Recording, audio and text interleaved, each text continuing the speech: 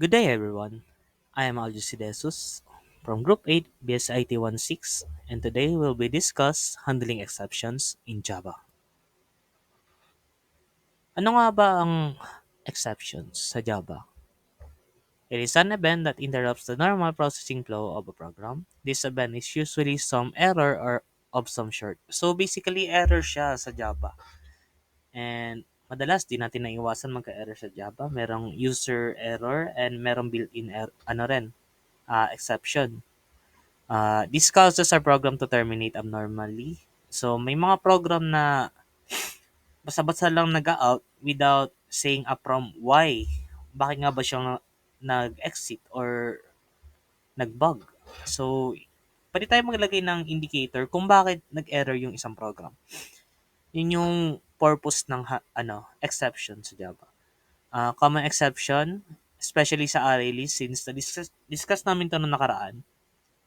Ito, index out of bounds exception. Kapag ang isang program sa array list, example na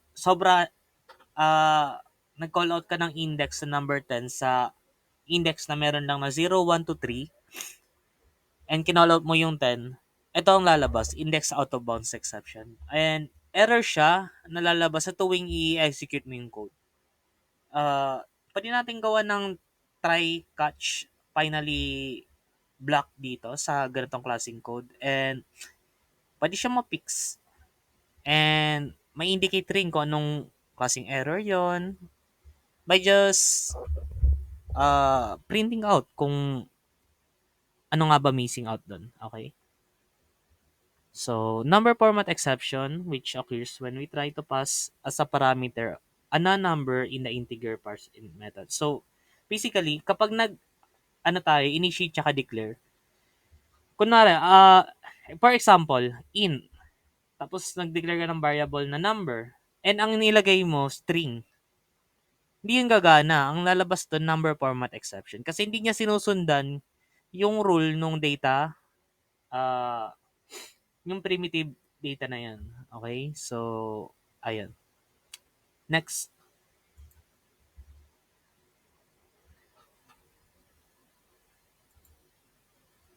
Okay. Why exception handling is important? Bakit nga ba ito importante, no? So, number one reason, prevents program crashes expectation, allow the program to recover from unexpected error instead of terminating normally. So, ayun, 'di ba, kapag nagkakaroon tayo ng error sa program, like bigla na lang nag-e-exit, wala man lang prompt, in this way, pwede yung program mag-continue lang. Hindi yung basta-bastang exit na lang. Tuloy-tuloy lang yung siya sa pag-execute. Pero as long as may error, babalik at babalik pa rin yan. Okay? So, kapag na-pick siya, hindi na siya ulit mag-prompt. Ganun lang naman yan. For number two, improves program stability by catching and handling errors. You ensure the application continues running smoothly or shuts down gratefully. Okay, so yun na nga sinabi ko, same as one, same explanation lang din halos. And for number three, error management and debugging exception, handling provides a structured way to manage and respond to error. So in this way, meron tayong formal way kung paano natin ma-handle lahat ng error sa isang program. Yun na nga, and inform natin si user kung anong klaseng error yon para magawa natin ng solution just in case if alam ni user, and mapapadali yung pag-run ng program. Hindi siya magiging abnormal, kumbaga. Uh, okay, so eto na nga. Try, catch, finally exception. Identify natin to, guys. So, ano nga ba ang try, catch, finally exception? For try statement, it allows you define a block of code to be tested for error while it is being executed. So, sa try, guys, ito yung part kung saan mag-test tayo ng code. If nagkaroon ng error, dito na papasok si catch. Ano nga ba si catch? Catch statement allows you to define a block of code to be executed if an error occurs in the try block. Okay, so yun na nga, si try block ang nagtetest ng block of code. If magkaroon ng error, si catch na bahala doon. So si catch, pwede kang mag-print may error dito sa try block mo. Try mong palitan or dagdagan ng ganito, ganyan. So, si the finally statement lets you execute the code. Dito naman sa finally, kahit ano man mangyari dito sa dalawang to, execute at execute pa rin yan. For example, si try, naglagay ka ng return, babasahin niya ni catch, and then, si catch, babasahin si finally, lahat pala sila este. Ayun, ma-execute niya yung code. Kahit anong mangyari okay. Structure of try, catch, finally blocks in exception handling. So, ito yung sample, guys. Yung kanina sinabi ko sa mga first slides natin. Ito, let's start with try. So, dito uh, ini, nag-ano tayo, gumamit tayo ng array. Instantly tayo. In my numbers, 1, 2, 3. So, 0, 1, 2. And, kinall out mo si number 10. Meron lang tayo dito tatlong index. 0, 1, 2. Once na-call out mo si 10 and wala ron, magkakaroon siya ng exception. So,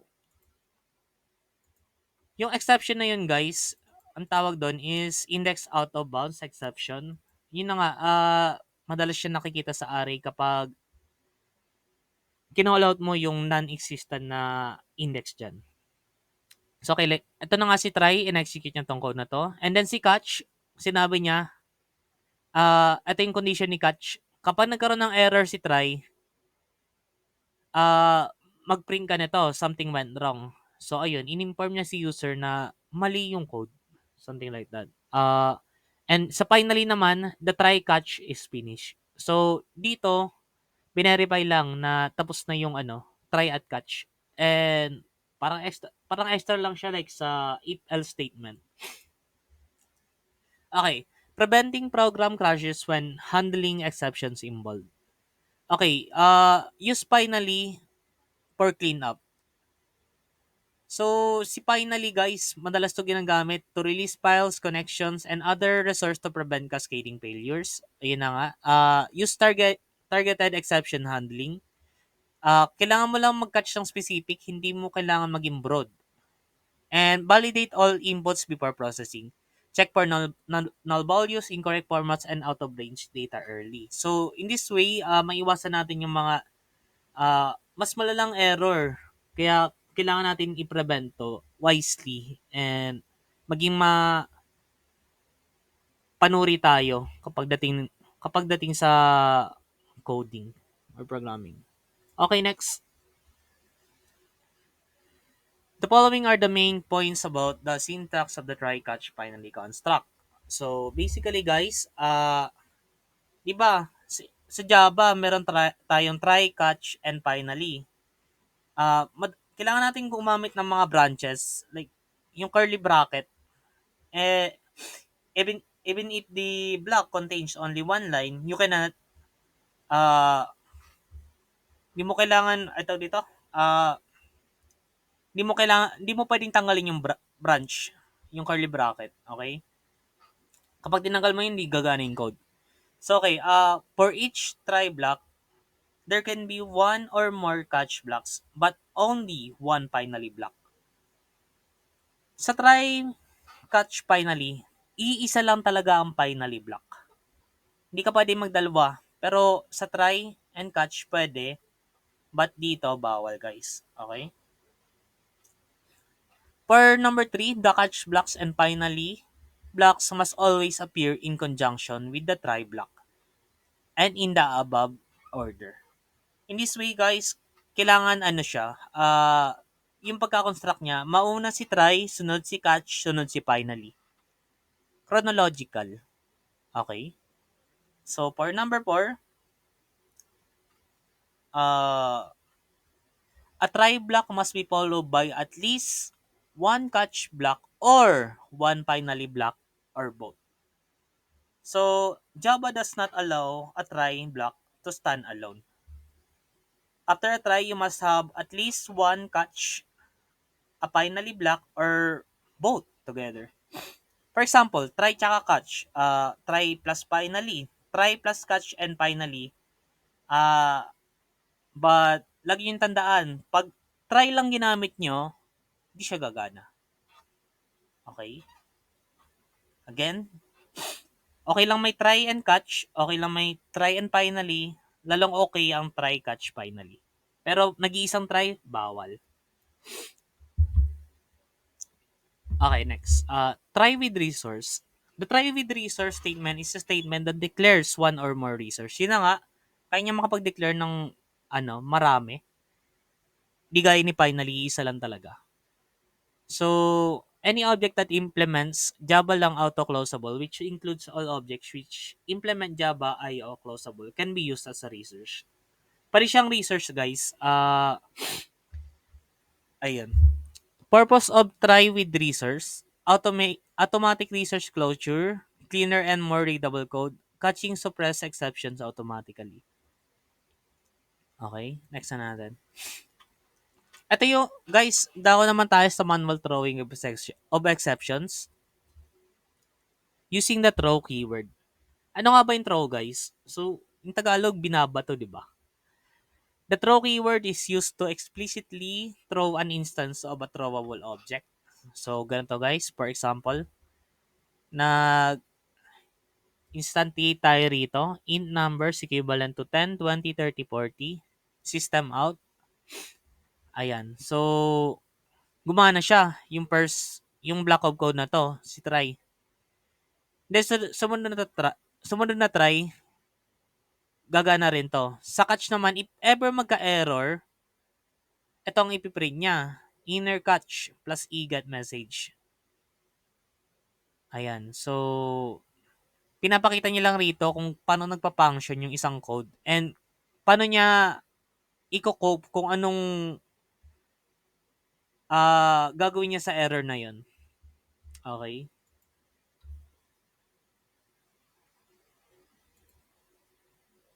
So, sa manual throwing of exception, the following are the situation where manual throwing is needed. So, ito yung mga situation kung kailan natin gagawin yung manual throw, guys. When validating an input, number 2 is signaling unreachable or unexpected states. Number 3 is invalid method arguments. And number 4, when a method cannot complete its intended functionally. So, basically, guys, dito nyo lang ma-identify kung kailan tayo magagamit ng manual throw. Understandable naman siya.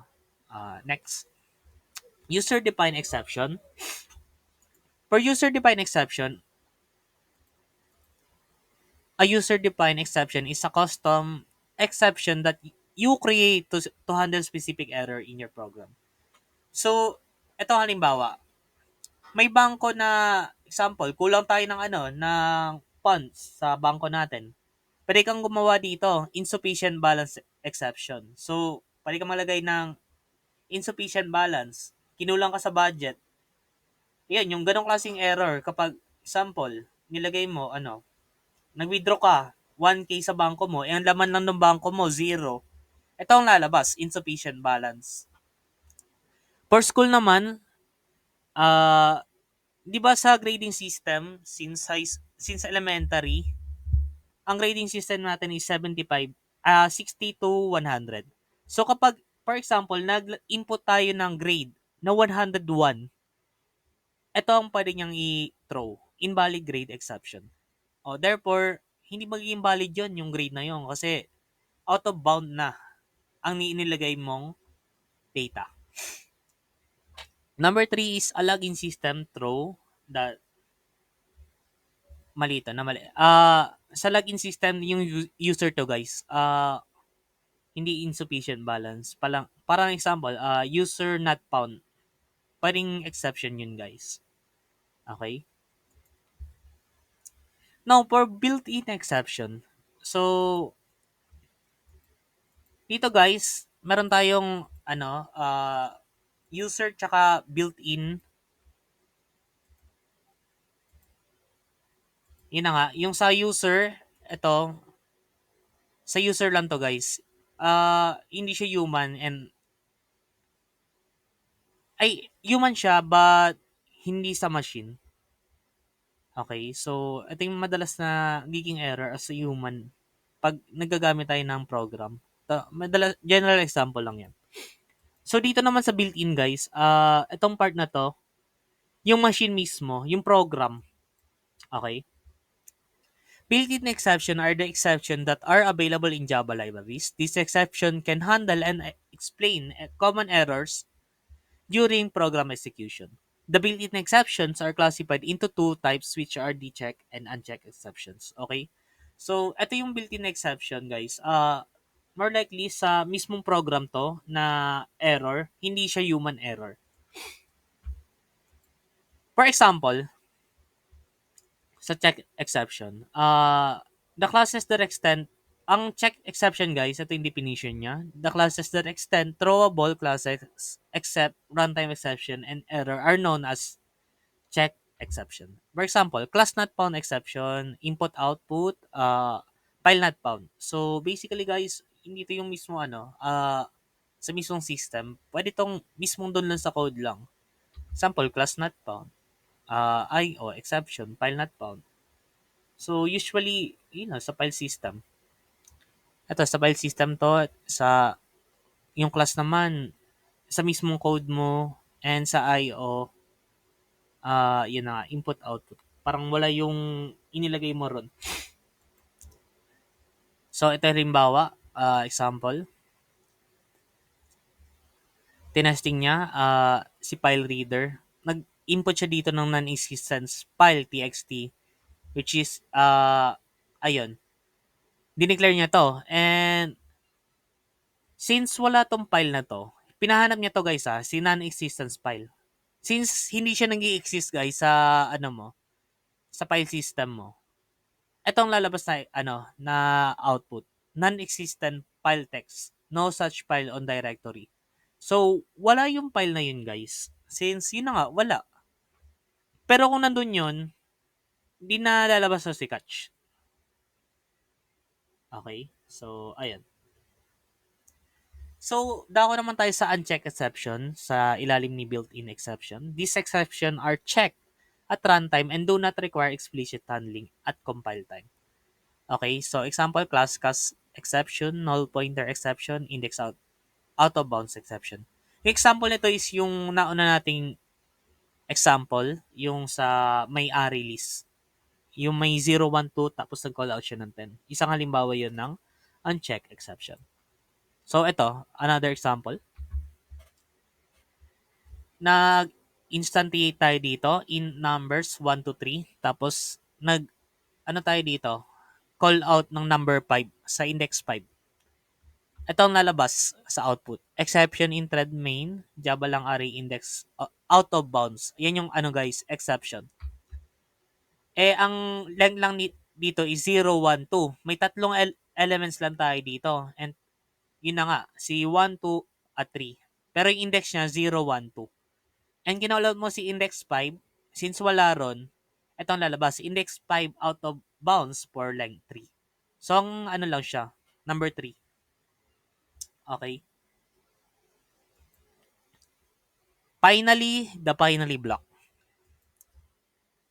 The finally block guarantees that a section of code will always be executed. Yun na nga, na-mention ko earlier na ang finally laging na-execute yan. Kahit anong mangyari sa try catch. Okay? This block is used in conjunction with try and catch blocks. So, necessity siya sa try and catch.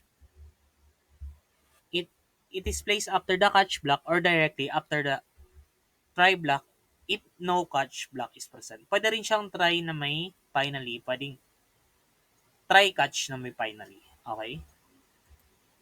So, that's all for today. Thank you for listening. I hope may natutunan kayo and if may question kayo, uh, tanong na lang kayo sa group namin and ayun.